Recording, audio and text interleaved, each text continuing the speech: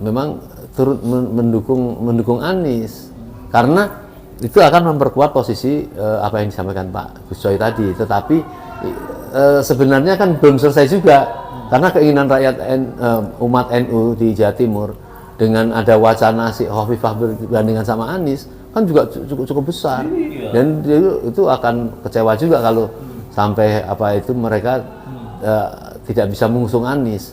Nah, saya kira sekarang ini gitu aja. Artinya dari manapun ya, bagaimana memperkuat ini dulu, menyelesaikan PR kita, PR besar dulu ya. Jangan sampai ada wacana perpanjangan, penundaan pemilu 3 periode, itu dianggap selesai dulu. Terus diusung terus menerus, karena kalau tidak, upaya-upaya itu masih ada gitu loh. Oke. Baik. Nah, Assalamualaikum warahmatullahi wabarakatuh. Jumpa lagi di channel kita yang rame-rame. Nah, ada Bang Taufik yang Betawi banget, renong banget. Dan ada YouTuber kita Om Lim. Jadi sebenarnya kita semua YouTuber ketemu YouTuber ngobrolin apa coba ya. Tapi yang jelas ya, kemarin kami Om Lim juga datang ya ke Rakernas Partai Umat di mana Pak Anies datang. Dan menarik ya teman-teman di sana, kenapa? Karena saya kecopetan. Samsung A22 saya hilang pas lagi ngeliput Anies. Jadi saking penuhnya rombongan Anies itu rapet banget, dan itu bukan hanya saya yang hilang handphonenya. Jadi menurut panitia ada 14 peristiwa kecopetan pada hari ketika Pak Anies itu datang.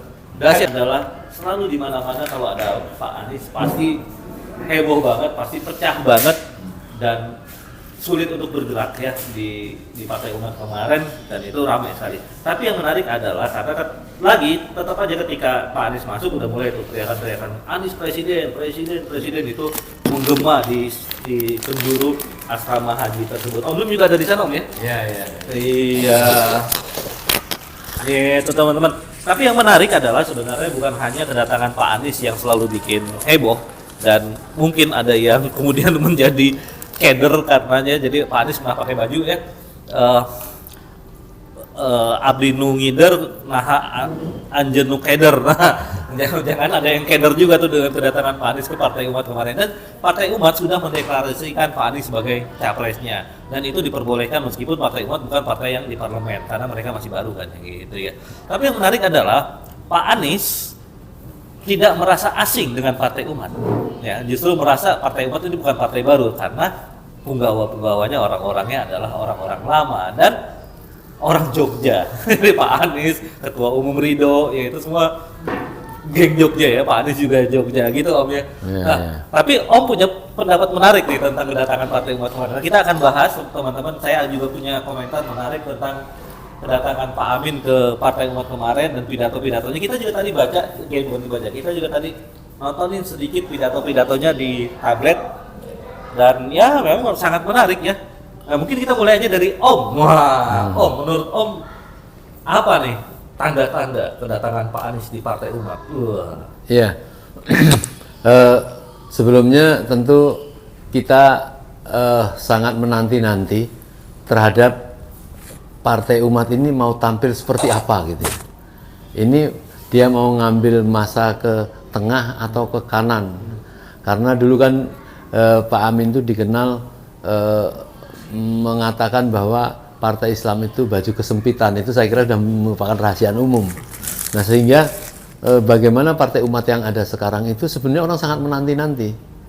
Tetapi sangat surprise dan cepat sekali dapat jawabannya pernyataan-pernyataan dari Ketua Partai Umat yang baru, masih muda gitu, semangat, percaya diri, mengatakan bahwa kami partai identitas. Ini sangat surprise sekali. Itu yang politik identitas itu yang luar biasa sebenarnya. Saya pribadi pun terus terang merasa surprise, merasa senang juga, karena bukan saja menyatakan bentuk partainya seperti apa, tapi ini sekaligus menjawab tantangan ya. Dikatakan tidak boleh partai identitas, tetapi ini menjelaskan seperti itu yang pertama. Jadi memang ini saya yakin Partai Umat sudah mempetakan lebih luas lagi dengan mengatakan seperti itu. Dan kita tahu bahwa PAN itu memang dikatakan hampir bagian besar ada umat Islam. Tetapi dulu kan jangan sampai seolah hanya mengambil di bagian kanan, tetapi dia juga di tengah. Nah, sekarang Partai Umat menurut saya lebih menegaskan lagi, karena sudah orang-orang tengah itu sudah tidak alergi terhadap partai-partai Islam. Nah, maka dia saatnya Partai Umat ini mengambil menantang dan memberikan sudut-sudut yang tidak menyenangkan, bahwa tidak boleh identitas, karena itu tidak jelas. Karena orang-orang yang bukan partai Islam itu pada saat menjelang pemilu dia juga untuk menggeret-geret itu semua, yang nggak pakai busana muslim soal pakai busana muslim, yang nggak pernah pakai sorban, ya, yang wah lucu lah. Jadi itu menjadi ejekan. Nah, saya kira sekarang ini banyak umat rakyat yang di tengah itu dengan tidak malu-malunya pasti akan berduyun-duyun masuk Partai Umat. Dan mohon maaf nih, tentu saya kira yang bagian besar akan berpikir-pikir, ya, yaitu tentu pendiri partai sebelum Umat, yaitu Partai PAN. Itu orangnya ya Pak Amin itu gitu. Nah, saya yakin, bukan yakin, maaf, khawatir umat di PAN itu akan berbondong-bondong. Tergantung dari pemaparan dari Partai Umat, ya, kepada rakyat itu tentang arah, ya, ADART mereka seperti apa? Partai Umatnya atau PAN-nya? PAN-nya? PAN-nya. Yang lebih seru lagi bukan PAN-nya lagi. Muhammadiyahnya. Oh. bisa jadi. Sehari sebelum Pak Anies Baswedan datang, malamnya itu Pak Din datang ke Partai Umat. Iya. Diskusi sama Prof Amin, moderatornya Bang Kabar. Iya. Sekali saya bentrok, jadi nggak bisa meliput pas acara itu. Berarti confirm ya, Muhammadiyah dukung Anies Baswedan. ini kita sudah tidak sedang menghujat salah satu partai, ya. Tapi lebih bagus lagi emang kalau Pak Amin kemudian mengatakan, mohon maaf Muhammadiyah, kami dulu menghadirkan partai untuk Muhammadiyah kurang berhasil, tapi insya Allah sekarang ini menarik, ya. Di internal Muhammadiyah yang saya dengar memang, dan saya perhatikan beberapa tahun terakhir memang sering mereka posting tentang Partai Umat. Jadi memang sepertinya memang ada kata-kata, dan Partai Umat banyak Muhammadiyahnya. Bukan, Partai Umat itu rumahnya warga Muhammadiyah. Saya nih orang Muhammadiyah juga. Tapi Bapak tidak sedang mensponsori Partai Umat ini, ya? Sudah? Tidak. Oh, nggak ada, ya? Karena bagi kita nih Partai Umat, PKS, ya, adalah saudara kita. Siapa yang mendukung Anies Baswedan, dia adalah. Nah, nanti saya sekarang kembali kepada komentar dari Mas Aji tadi tentang Anies. Saya yakin tidak tergopoh-gopoh itu Partai Umat menyebutkan Anies sebagai capresnya Partai Umat. Saya yakin itu tidak tergopoh-gopoh. Karena akan beresiko juga kalau keinginan arus bawah kepengen Anies, kemudian Partai Umat mempunyai arahan yang lain. Jadi artinya tidak tergopoh-gopoh. Artinya Partai Umat itu betul-betul demokratis, gitu ya. Demokratis terhadap anggota-anggota Partai Umat atau pendukung-pendukungnya. Tapi tentu bukan berarti bahwa Partai Umat tidak mempunyai arah yang jelas. Karena intinya sebuah partai itu pasti bercita-cita untuk calon terbaiknya di partainya itu kan mengusung menjadi presiden. Tapi tentu saya yakin Partai Umat jauh dari panggang dari api, karena kan baru mau memulai, belum bicara masalah itulah. Tidak tahu peta perpolitikan ke depan seperti apa, kan tidak tahu, ya. Tetapi sekarang ini ditantang semua partai, ya. Kalau dia loyal kepada rakyat, pasti dia akan dukung rakyat. Jadi hati-hati nih partai-partai, ya, yang sudah ada di Senayan, yang tidak memperhatikan keinginan rakyat. Kemarin ada demo BBM, demo segala macam demo, ya, IKN, demo. Tidak diperhatikan, ya, bagaimana partainya itu bisa jadi, ya, partai-partai besar itu kosong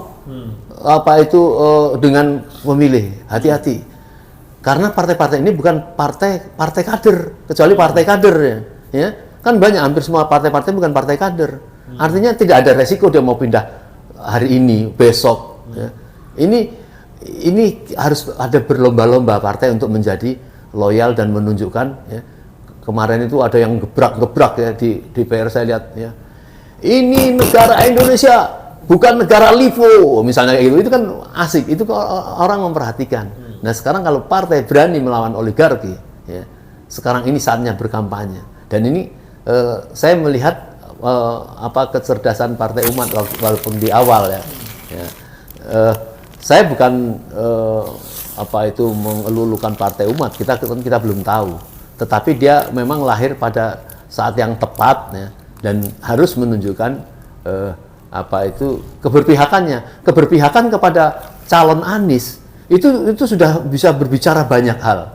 Karena Anies ini kan kita tahu ya seperti dimusuhi dan harus dijegal ya. Kalau kata Jaya Suprana, saya tahu bahwa dia harus dicari-cari kesalahannya. Harus dihabisi ya. Nah, itu kan artinya Anies mempunyai warna banyak. Mengapa dia seperti itu? Kalau kita lihat-lihat nggak ada apa-apa yang dikatakan oleh Anies kecuali kita harus menegakkan keadilan sosial bagi seluruh rakyat Indonesia. Bagi orang baik ya nggak ada masalah. Tapi bagi orang yang jahat, orang yang merasa punya kesalahan, omongan itu betul-betul mengerikan itu, Bang Haji. Mengerikan, terutama bagi koruptor-koruptor, bagi para penyembah 9 naga dan sebagainya. Itu mengerikan. Itu mengerikan tuh baru satu sila ya yang disampaikan Anies ya. Baru satu sila. Belum sila yang lain. Iya. Nah, jadi saya melihat Anies itu tidak ada kekhawatiran walaupun begitu, karena dia tahu persis denyut jantung para rakyat ya, yang sedang kecewa, yang sedang marah terhadap pembiaran rezim ini, terhadap kesewenang-wenangan 9 naga, oligarki, Cina dan lain sebagainya. Nah ini saya Cina yang sudah insaf. Nah jadi kembali lagi ini menarik. Kehadiran Partai Umat ini kemudian Anies dengan percaya dirinya ya. Dulu Anies tentu waktu masa muda sangat hormat sekali kepada Bapak Amin Rais. Kita sebagai orang Jogja itu tahu Pak Amin itu ya sesepuh yang anak muda itu banyak kagum kepada dia karena keberaniannya melawan rezim Orde Baru gitu ya. Tetapi sekarang kelihatan sekali dia pede ini, dan Pak Amin juga merasa nggak canggung-canggung lah, bangga terhadap Anies. Ini satu persaudaraan yang luar biasa. Dan saya yakin semua partai kalau perlu untuk memenangkan rakyat bergabung nggak ada masalah. Artinya kita lihat bahwa Habil Marati dan lain-lain itu mengumpulkan namanya KIB, kuning, hijau, biru misalnya itu. Ini kan satu pertanda bahwa bukan bergabungnya itu bukan karena tekanan atau iming-iming sesuatu, memang ada kesadaran kemerdekaan lah gitu ya. Bahkan Habil bilang 80% konstituen P3 akan pilih Anies Baswedan. Iya. Klaimnya Habil ya. Saya podcast mereka semua ya. Sukri Fadoli, Mudrik sama Pak Habil Marati pada saat itu. Saya heran sekali karena ada yang menyebar kuis itu, menyebar angket ya. Dan di situ dikatakan bahwa kalau sampai partainya tidak mengusung Anies, maka mereka beramai-ramai akan mengkampanyekan seluruh Indonesia keluar dari partai P3 itu. Ya itu menarik. Tuh P3 kalau orang bola tuh kan masuk zona itu iya di bawahnya. Dan saya melihat kayaknya bukan gertakan, karena kan di dalam historis kan kita tahu bahwa partai P3 itu mengerikan ya, nggak bisa dikalahkan sejak dari Aceh, DKI itu ya. Saya anak asli P3. Ya, nggak usah begitulah. Jadi saya juga lahir dari P3, tapi saya lebih P3 dibanding Bapak ya. Saya lebih hijau, Pak. Bapak ada putihnya. Hijau, Pak. Kami gelora. Nanti Bang Marati kesenangan ini.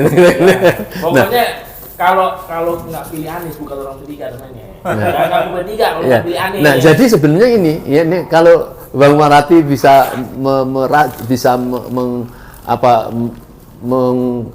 membungkus katakanlah memfinishing tentang P3 yang pernah besar. Kalau betul-betul itu serius misalnya, karena Anies ini sekarang sedang jadi ikon, kemudian mengajak semua orang P3 mendukung Anies, itu bisa jadi masa yang akan datang P3 itu akan besar lagi, ya, akan besar lagi. Nah, tapi sekarang kita tidak sedang bicara tentang partai, bicara tentang tentang masyarakat menyebutkan Anies ini bakal bersama rakyat memimpin perubahan. Ya. Tentu orang mengatakan perubahan yang kayak apa? Yang bertanya perubahan kayak apa itu saya kira ya kurang teknik lah ya. Nggak perlu dirinci lah. Ya. Kita sebagai orang yang sudah kawakan di lapangan itu perubahan seperti apa? Tentu kan kita tidak ingin menginjak yang mempunyai kesalahan dan tidak perlu menjunjung orang yang merasa punya cita-cita yang seolah-olah sendiri. Tapi perubahan itu adalah tentu perubahan untuk kebaikan Indonesia yang lebih baik. Indonesia yang lebih baik itu adalah dia bisa memerdekakan secara ekonomi, ya, secara populasi, kemerdekaan orang-orang Indonesia ya, yang selama ini kekayaannya yang menjadi memilukan. Katanya hampir 70% tanah Indonesia ini sudah dikuasai oleh segelintir orang, dan kita segelintir orang kan kita tahu. Nah, itu tentu pasti akan keinginan rakyat, terutama orang yang banyak kena masalah gitu ya, yang sementara hampir 70% dikuasai, tetapi orang Indonesia segelintir rumah pun ya, ukuran petak tanah 60-70 pun susah, ya, ngontrak ya, sudah di rumah-rumah di pinggir-pinggir sungai sekarang sudah nggak bisa. Ini memang terjadi suatu ketimpangan yang sangat luar biasa. Kalau dilihat dari sisi itu, perubahan itu adalah perubahan bagaimana? Apa susahnya sih? Ya, pernah dilakukan oleh zaman Pak Harto. Mentransmigrasikan satu orang bisa dapat tanah 2 hektar, ya, dipindahkan ke Sumatera, ke Kalimantan, ya. Apa susahnya? Di Jakarta sampai seperti kayak gitu. Kalimantan udah dikuasai mereka. Jadi udah nggak mungkin transmigrasi. Jangan mengatakan tidak mungkin. Umur dunia ini sama tanah Indonesia yang luas dibanding dengan ukuran manusia itu, Pak. Kita lihat tanah di balik papan, Pak. Iya. Sampai dengan itu ya, Bapak jangan di balik papannya, Pak, di atas papannya, Pak. Udah dikuasai sama oligarki, Pak. Iya. Iya. Secara surat iya. Maksudnya perubahan apa nih? Kita orang Betawi kayak ngerti. Perubahan apa nih? Revolusi, ayo revolusi. Jangan, ya. Kita minta dengan baik-baik, ya. Revolusi hati. Iya, jangan. Nurani, Pak. Kita lebih baik evolusi lah. Evolusi itu lebih nyaman dibanding revolusi. 15 menit tepatnya kan. Oke, baik. Nah, sekarang dulu kita lebih pertajam lagi. Ini menarik ya. Apa Ketua DPP Nasdem Effendi Koiri seperti dikatakan di Tempo ya, berita hari ini, Partai Umat dukung Anies Baswedan sebagai capres. Ini kata Nasdem.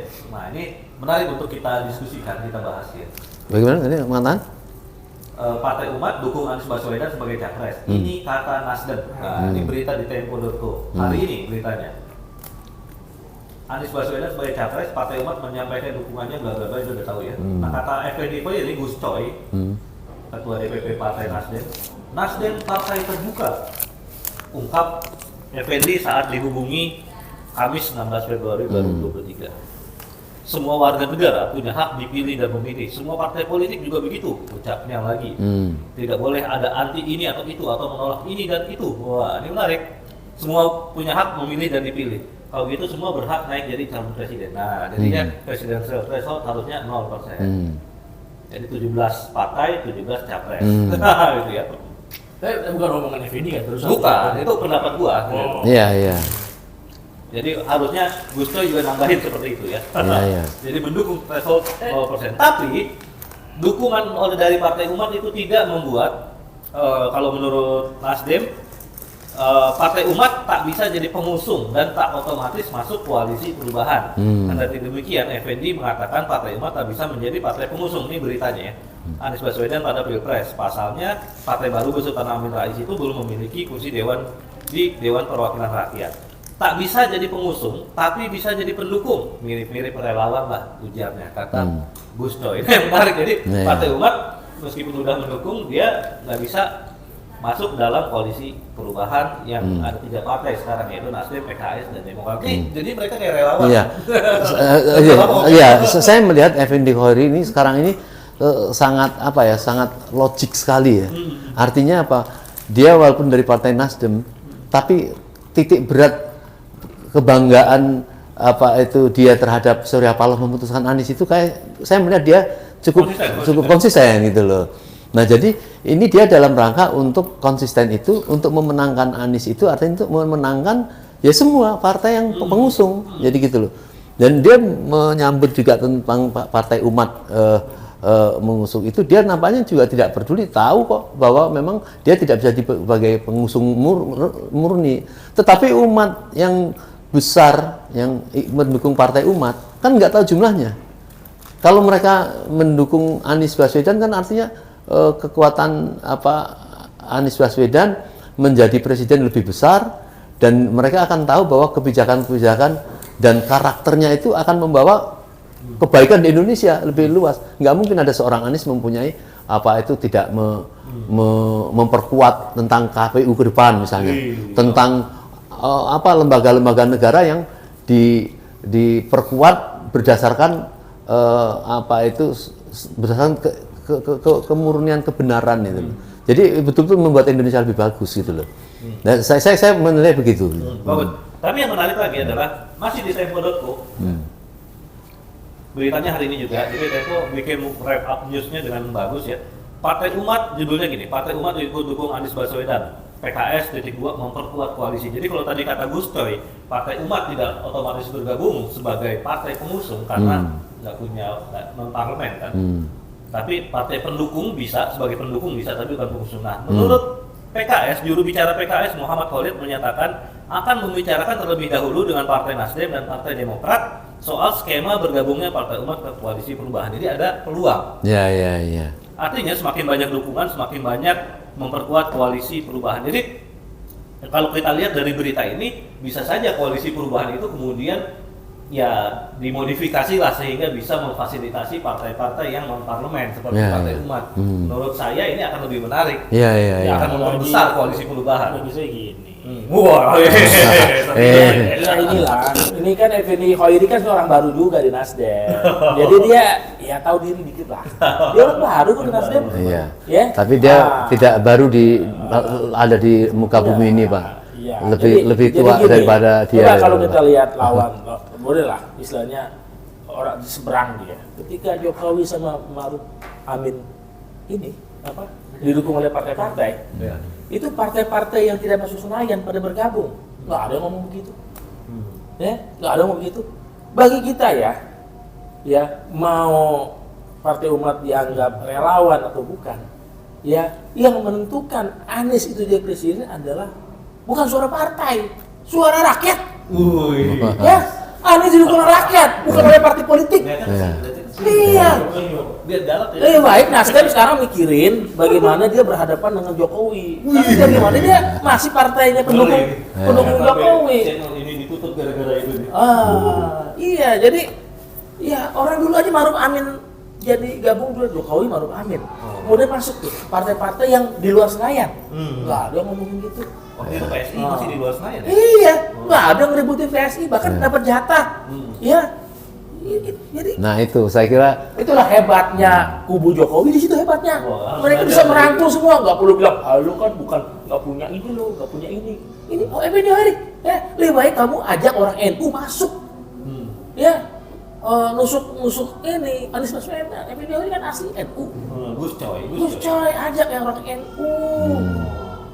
Saya NU soalnya. Kan Muhammadiyah tadi. Gimana sih? Wah, kita NU Muhammadiyah satu. Darah kita kan merah putih. Tapi masuk akal juga ya. Iya. Menarik ya. Memang harusnya koalisi perubahan membuka diri lebih luas untuk partai non parlementer seperti Partai Umat. Ya siapa tahu nanti ketika membesar dukungan terhadap Pak Anies, bukan tidak mungkin gelora gitu ada. Nggak mungkin, tapi kayaknya enggak deh. Ini Mas Haji, ketika nanti di TPS, ketika dapat lembaran milih kan dapat lembaran milih calon presiden, kan nggak ditanya, lu orang Nasdem bukan? Iya, kader. Lu orang PKS bukan? Ya, enggak, lu rakyat punya hak pilih. Jadi, ya menurut saya. Ya ini kan yang akan hadir ini kan kita kebersamaan. Jadi insya Allah itu tadi koreksi kecil lah bagi Pak Gus Coy itu mah kan apa yang menjadi pembelaan Gus Coy selama ini terhadap Anies sudah cukup bagus lah. Cuma memang betul bagaimana sekarang ya masa NU yang besar itu di Jawa Timur itu memang turut mendukung Anies karena itu akan memperkuat posisi apa yang disampaikan Pak Gus Coy tadi. Tetapi sebenarnya kan belum selesai juga karena keinginan rakyat umat NU di Jawa Timur dengan ada wacana si Hovifah berbandingan sama Anies kan juga cukup besar dan itu akan kecewa juga kalau sampai apa itu mereka tidak bisa mengusung Anies. Nah saya kira sekarang ini gitu aja, artinya dari manapun ya bagaimana memperkuat ini dulu, menyelesaikan PR kita, PR besar dulu ya, jangan sampai ada wacana perpanjangan penundaan pemilu 3 periode itu dianggap selesai dulu terus diusung terus menerus, karena kalau tidak upaya-upaya itu masih ada gitu loh.